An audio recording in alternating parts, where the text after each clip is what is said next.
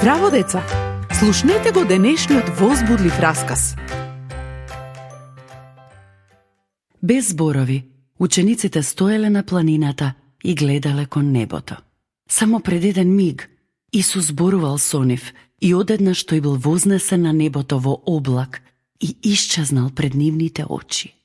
Одненадеж пред нив застанале двајца мажи во бели облеки. Зошто гледате кон небото? Овој Исус ќе дојде повторно исто како што отиде на небото. Исус ќе дојде повторно.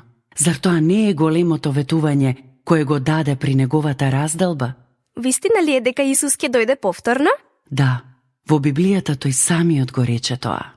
Одам да ви подготвам место и тогаш ќе дојдам повторно да ве однесам таму, за да можете секогаш да бидете со мене. Кога Исус ќе дојде повторно?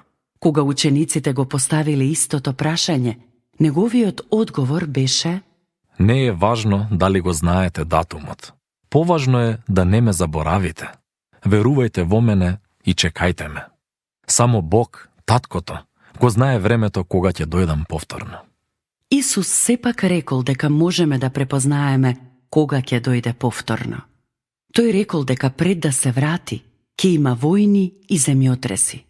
Кога ќе се случи тоа, нема да биде долго. А како ќе дојде Исус повторно? На облаците, нели? Добро слушнавте. Ќе дојде одеднаш. Ниту еден весник, ниту СМС нема да го објава тоа, но сите ќе го видат.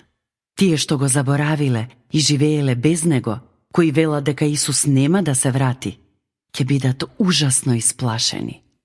А тие кои го сакаат и го чекаат, тие ќе бидат многу среќни и ќе одат со него во рајот. Дали јас сум на негова страна? Дали ти си на негова страна? Ова е најважното прашање досега.